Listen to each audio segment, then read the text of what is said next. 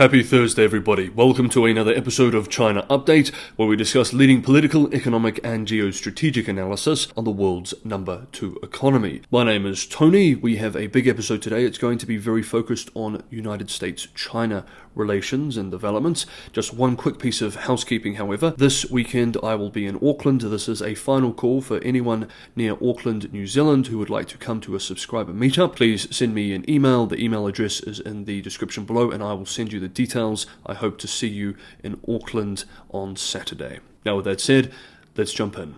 And first up, we begin with the Chinese economy. China's industrial companies reported a narrower fall in profits in July, signaling that the government efforts to rein in overcapacity may be starting to ease the strain of cutthroat competition.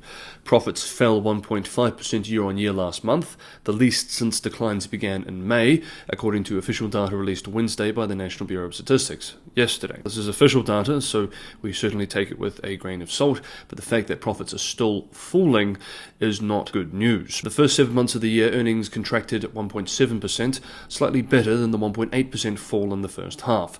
The improvement was led by manufacturing, where profits surged 6.8% in July after a modest 1.4% gain in June. Raw material producers, steelmakers, and petroleum refiners swung from losses to profits, boosted by policy moves to stabilize prices. High-tech industries provided a major lift. Earnings for semiconductor-related firms jumped as much as 176% in July, reflecting Beijing's push to build self-reliance in advanced chips amid US export controls. We will cover this in more detail shortly. Overall profits in high-tech manufacturing rose 19% year-on-year, with strong gains in aerospace equipment and integrated circuits. Still, significant headwinds remain. Factory gate prices have been falling for 34 straight months, underlying entrenched deflationary pressures. Domestic demand weakened further in July, with retail sales growth cooling and consumer inflation flatlining. Export demand is also at risk. While shipments to non-US markets offset a drop in American orders, new export orders fell at the fastest pace in 3 months. Mining profits continued to plunge, down nearly 32% in the January through July period. Analysts warn that while targeted measures against price wars may be lifting margins in some sectors, the broader economy still lacks robust demand-side stimulus. Quote, higher profits in raw material sectors hint at the government's anti-involution policies at play, but July is still too early to tell. Quote, wrote Goldman Sachs in a note today. Bloomberg Economics' Eric Zhu added that while high-technology earnings provided temporary relief, they, quote, can't drive growth alone, end quote, given the breadth of weakness elsewhere. Next up, and speaking of weak exports to the United States, something which Beijing would like to reverse, China's lead trade negotiator is heading to Washington this week. In fact, he's already there now for meetings with US officials and business leaders, in a trip notable as much for its improvisation as for its agenda. Vice Commerce Minister Chenggang, a seasoned negotiator with years of experience at the World Trade Organization, will sit down with deputy-level representatives at the Office of U.S. Trade Representative, USTR, and the Treasury Department. Lee's visit, however, was not requested by Washington. Officials confirmed it was not part of a formal negotiating round under the framework established by US President Donald Trump and Vice Premier He Feng.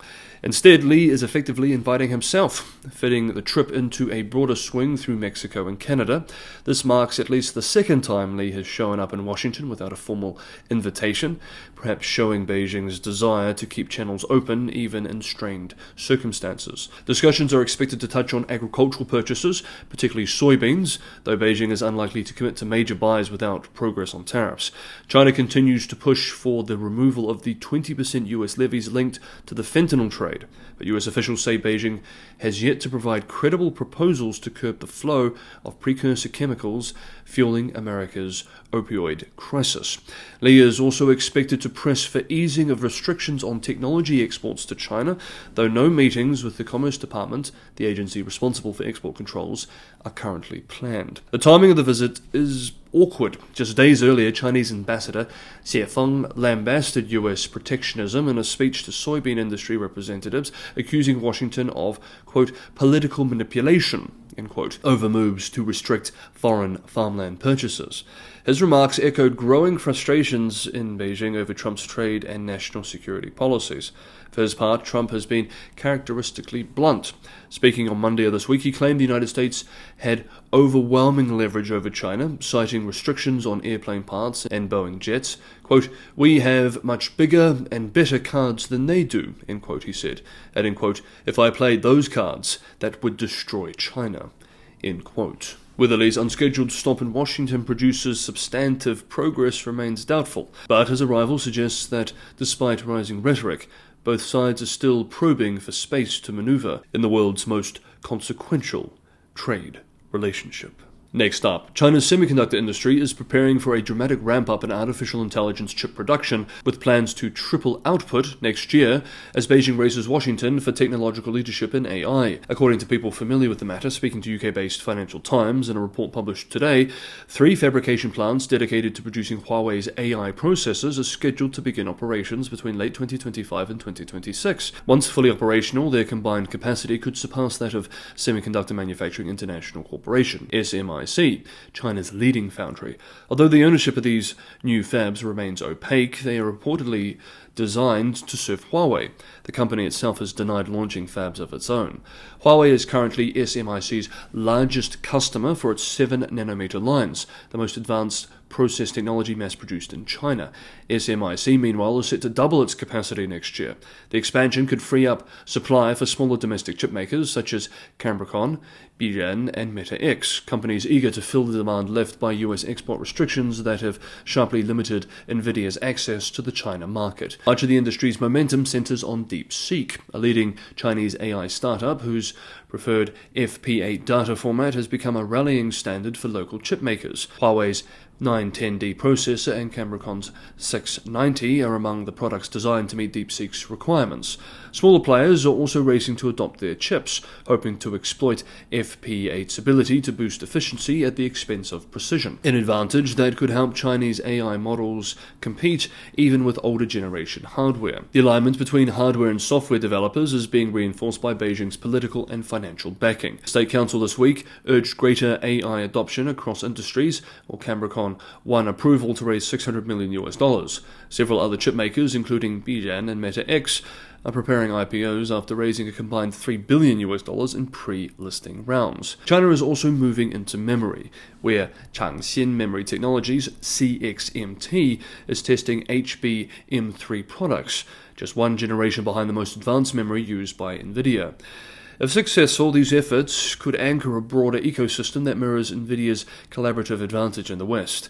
As DeepSeek's founder, Liang Wenfeng, has argued, China must build a similarly integrated ecosystem. Quote, NVIDIA's lead is not created by a single company, but by a collaborative effort of the whole Western community and industry. China needs someone to stand at the forefront of such development. End quote. Next up, we have one more development to cover, but just quickly, if you want to be on top of all things China, including the emerging US-China Cold War, which is shaping our world around us, consider subscribing to China Update. Hit the bell notification icon and you will be. If you're getting some value from today's episode, don't forget to the like button, and Patreon and Buy Me a Coffee links are in the description for those who want to help keep the channel financially sustainable. I rely primarily on your support to keep going, so this is also a tremendous help.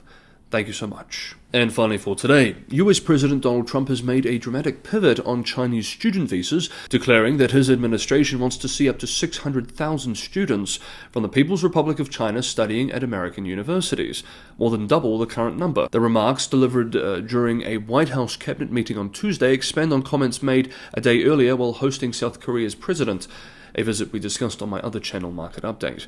Quote, I hear so many stories about we're not going to allow their students to come in, end quote, Trump said. Quote, we're going to allow their students to come in. It's very important. 600,000 students, end quote. He added that his administration is determined to, quote, get along good, end quote, with Beijing, noting that Xi Jinping had invited him to visit China. The comments mark a sharp departure from Trump's threats earlier this year to curtail or ban Chinese students, citing espionage concerns. Instead, the president now frames education as a channel for engagement, even as broader trade and technology disputes continue. The proposal has sparked some backlash among some parts of Trump's own base, however. On social media and some conservative outlets, supporters accuse the president of backtracking on his hard line against China. Commerce Secretary Howard Lutnick defended the policy on Fox News, arguing that without Chinese enrollment, quote, you would empty US universities from the top, end quote, and risk shuttering lower-tier institutions. The debate comes as China diversifies its overseas educational ties. The number of Chinese students in Russia rose 25% between 2022 and 2024 to 51,000, with Chinese experts predicting that the total will surpass 100,000 within 5 years. Trump's proposed expansion, if realized, would reinforce America's position as the top destination for Chinese students, even as alternative hubs emerge in a shifting geopolitical landscape. Meanwhile, a new bombshell US-based New York Times investigation has shed light on China's efforts to shape the political landscape of New York City, revealing how Beijing has quietly influenced campaigns and candidates through community associations and social clubs. For years, so-called hometown associations, tax-exempt non-profits tied to places of origin in China, have acted as important community hubs in New York's Chinese diaspora. Yet, according to the investigation, many of these organizations have also served as conduits for Beijing's political agenda. Reporters for the New York Times noted they approached the subject cautiously, wary of the Reds under the bed trope that assumes any contact with the Chinese government signals wrongdoing.